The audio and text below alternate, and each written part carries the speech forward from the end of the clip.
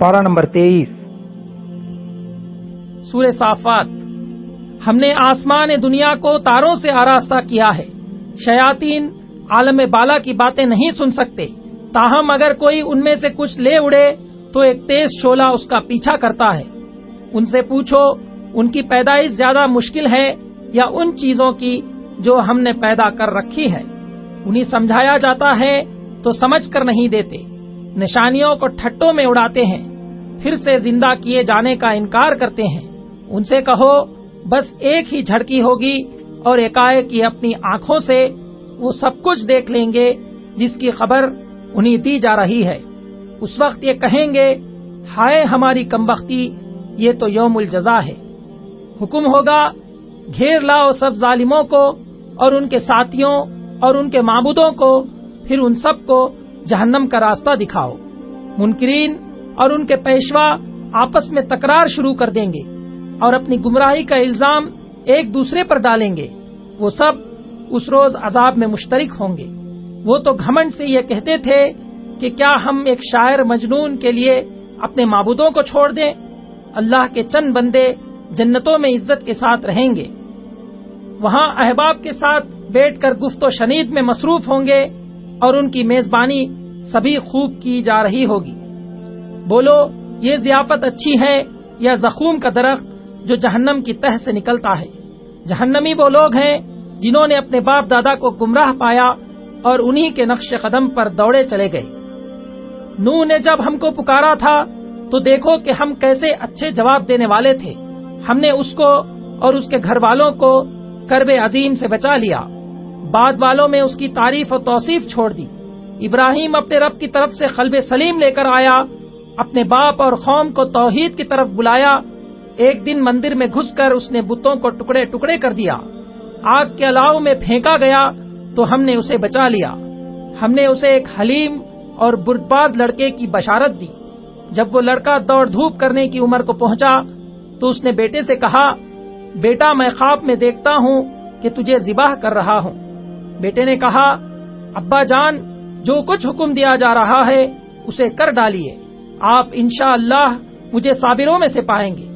جب ابراہیم نے بیٹے کو ماتھے کے بل گرایا تو ہم نے ندا دی کہ اے ابراہیم تو نے خواب کو سچ کر دکھایا، اور ہم نے ایک قربانی فدیہ میں دے کر بچے کو بچا لیا۔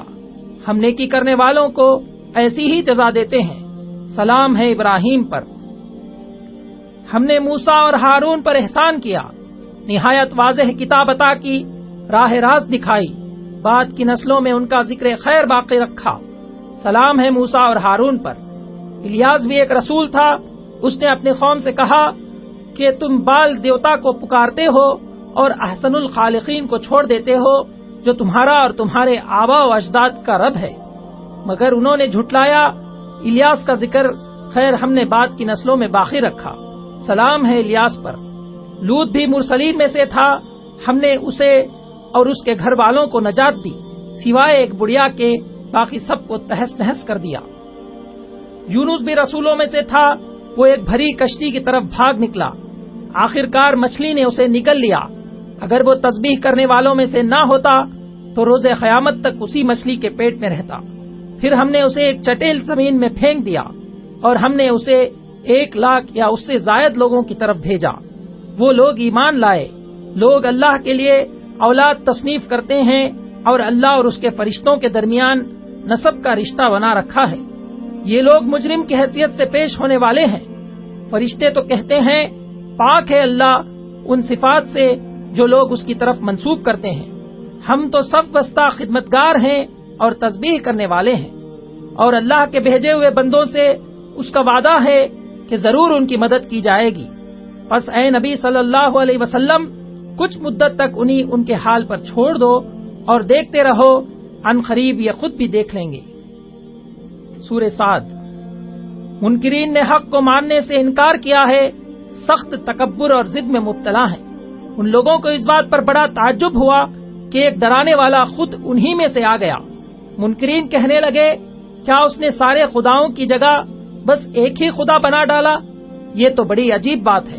سرداروں نے کہا چلو اور ڈٹے رہو اپنے معبودوں کی عبادت پر۔ کیا ہمارے درمیان بس یہی ایک شخص رہ گیا تھا جس پر اللہ کا ذکر نازل کر دیا گیا۔ اللہ تعالیٰ کہتا ہے یہ جنہوں میں سے ایک چھوٹا سا جتھا ہے جو اسی جگہ شکست کھانے والا ہے۔ جتھے تو قوم نوح، عاد، فرعون، سمود، قوم لوط اور ایکا والے تھے، ان سب پر میرے عذاب کا فیصلہ چسپاں ہو کر رہا۔ ہمارے بندوں کے سامنے داؤد کا قصہ بیان کرو جو بڑی قوتوں کا مالک تھا۔ ہم نے پہاڑوں کو اس کے ساتھ مسخر کر رکھا تھا کہ وہ صبح و شام اس کے ساتھ تسبیح کرتے تھے۔ پرندے سمٹ آتے اور اس کی تسبیح کی طرف متوجہ ہو جاتے۔ ہم نے اس کی سلطنت مضبوط کر دی تھی۔ ایک دفعہ وہ فریقین کے ایک مقدمے کے ذریعے آزمایا گیا۔ جب اسے پتا چلا کہ اس کی آزمائش کی گئی ہے تو اس نے اپنے رب سے معافی مانگی اور سجدے میں گر گیا اور رجوع کر لیا۔ داؤد نے مقدمے کے دوران ایک فریق کو سن کر کہا تھا کہ مل جل کر ساتھ رہنے والے لوگ اکثر ایک دوسرے پر زیادتیاں کرتے ہیں، بس وہی لوگ اس سے بچے ہوئے ہیں جو ایمان رکھتے اور عمل صالح کرتے ہیں، ایسے لوگ کم ہی ہیں۔ ہم نے آسمان اور زمین کو اور اس دنیا کو فضول پیدا نہیں کر دیا ہے۔ کیا ہم ان لوگوں کو جو ایمان لاتے ہیں اور نیک اعمال کرتے ہیں اور ان کو جو زمین میں فساد کرنے والے ہیں یکساں کر دیں؟ کیا متقیوں کو فاجروں جیسا کر دیں؟ یہ ایک بڑی برکت والی کتاب ہے۔ اے نبی صلی اللہ علیہ وسلم، جو ہم نے تمہاری طرف نازل کی ہے تاکہ یہ لوگ اس کی آیات پر غور کریں اور عقل و فکر رکھنے والے سبق لیں۔ اور داؤد کو ہم نے سلیمان عطا کیا، بہترین بندہ، اپنے رب کی طرف رجوع کرنے والا۔ ہم نے اس کی بھی آزمائش کی تو اس نے ہماری ہی طرف رجوع کیا۔ ہم نے اس کے لیے ہوا کو مسخر کر دیا اور شیاطین کو بھی جو ہر طرح کے معمار اور غوطہ خور تھے۔ ایوب نے اپنی بیماری میں اپنے رب کو پکارا تو ہم نے اسے صحت دی اور اس کے اہل و عیال واپس کر دیے۔ ہم نے اسے صابر پایا، بہترین بندہ، اپنے رب کی طرف بہت رجوع کرنے والا۔ ہم نے ابراہیم، اسحاق اور یعقوب کو ایک خالص صفت کی بنیاد پر برگزیدہ کیا تھا اور وہ دار آخرت کی یاد تھی۔ اسماعیل، الیسع اور ذوالکفل بھی نیک لوگ تھے۔ متقی لوگ جنتوں کی نعمتوں میں مسرور ہوں گے، سرکش لوگ دوزخ میں جھلسے جائیں گے۔ وہاں ان کے لیے کھولتا ہوا پانی، پیپ اور تلخیاں ہوں گی۔ آپس میں ایک دوسرے پر لان تان کریں گے۔ دوزخی آپس میں کہیں گے کہ کیا بات ہے، ہم ان لوگوں کو نہیں دیکھتے جنہیں دنیا میں ہم برا سمجھتے تھے اور یوں ہی ان کا مذاق بنا لیا تھا۔ اے نبی صلی اللہ علیہ وسلم، ان سے کہو میں تو بس خبردار کرنے والا ہوں، کوئی حقیقی معبود نہیں مگر اللہ جو یکتا ہے، سب پر غالب، آسمانوں اور زمین کا مالک اور ان ساری چیزوں کا مالک جو ان کے درمیان ہیں، زبردست اور درگزر کرنے والا۔ آدم کی تخلیق پر سب فرشتوں نے اس کو سجدہ کیا مگر ابلیس نے گھمنڈ کیا کہ وہ آگ سے پیدا کیا گیا ہے اور آدم مٹی سے۔ پھر روز جزا تک ملعون ہو کر اللہ سے قیامت تک کی مہلت مانگی جو کہ اسے دے دی گئی۔ اب ابلیس کا یہ مشن بن گیا کہ لوگوں کو بہکائے۔ اللہ نے فرمایا جہنم کو تجھ سے اور انسانوں میں سے تیری پیروی کرنے والوں سے بھر دوں گا۔ سورہ زمر۔ اللہ کی بندگی کرو، دین کو اسی کے لیے خالص کرتے ہوئے۔ دین خالص تو اللہ کا حق ہے۔ وہ لوگ جنہوں نے اللہ کے سوا دوسرے سرپرست بنا رکھے ہیں، وہ اس شرک کی یہ توجیہ کرتے ہیں کہ ہم تو ان کی عبادت صرف اس لیے کرتے ہیں کہ وہ اللہ تک ہماری رسائی کرا دیں۔ اللہ ان کے درمیان ان باتوں کا فیصلہ کر دے گا۔ اللہ اپنی مخلوق میں سے جس کو چاہتا ہے برگزیدہ کر لیتا ہے، وہ اکیلا ہے سب پر غالب۔ وہ تمہاری ماؤں کے پیٹوں میں 3 تاریک پردوں کے اندر تمہیں ایک کے بعد ایک شکل دیتا چلا جاتا ہے۔ یہ ہے اللہ بادشاہ حقیقی، وہ اپنے بندوں کے لیے کفر کو پسند نہیں کرتا، اسے اپنے بندوں کا شکر گزار ہونا پسند ہے۔ کوئی بوجھ اٹھانے والا دوسرے کا بوجھ نہیں اٹھائے گا۔ انسان پر جب کوئی آفت آتی ہے تو وہ اپنے رب کی طرف رجوع کرتا ہے، پھر جب اس کا رب اسے نعمت سے نوازتا ہے تو وہ اس مصیبت کو بھول جاتا ہے اور دوسروں کو اللہ کا ہمسر ٹھہراتا ہے۔ کہو میرے بندو جو ایمان لائے ہو، اپنے رب سے ڈرو۔ جن لوگوں نے اس دنیا میں نیک رویہ اختیار کیا ہے ان کے لیے بھلائی ہے۔ ان سے کہو مجھے حکم دیا گیا ہے کہ دین کو اللہ کے لیے خالص کر کے اس کی بندگی کروں اور سب سے پہلے میں خود مسلم بنوں۔ کہو اصل دیوالیے تو وہی ہیں جنہوں نے قیامت کے روز اپنے آپ کو اور اپنے اہل و عیال کو گھاٹے میں ڈال دیا۔ ان پر آگ کی چھتریاں اوپر سے بھی چھائی ہوں گی اور نیچے سے بھی۔ جن لوگوں نے طاغوت کی بندگی سے اجتناب کیا اور اللہ کی طرف رجوع کیا، بات کو غور سے سنتے ہیں اور اس کے بہتر پہلو کی پیروی کرتے ہیں، یہی دانشمند ہیں۔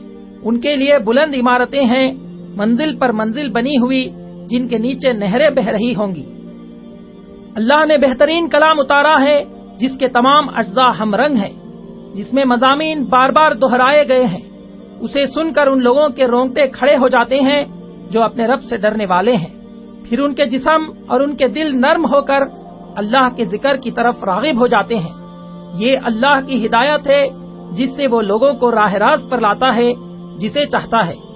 ہم نے اس قرآن میں لوگوں کو طرح طرح کی مثالیں دی ہیں کہ یہ ہوش میں آئیں۔ ایسا قرآن جو عربی زبان میں ہے، جس میں کوئی ٹیڑھ نہیں ہے، تاکہ یہ برے انجام سے بچیں۔ اللہ ایک مثال دیتا ہے، ایک شخص تو وہ ہے جس کے مالک ہونے میں بہت سے کچھ خلق آقا شریک ہیں جو اسے اپنی اپنی طرف کھینچتے ہیں، اور دوسرا شخص پورے کا پورا ایک ہی آقا کا غلام ہے۔ کیا ان دونوں کا حال یکساں ہو سکتا ہے؟ سب تعریفیں اللہ ہی کے لیے ہیں۔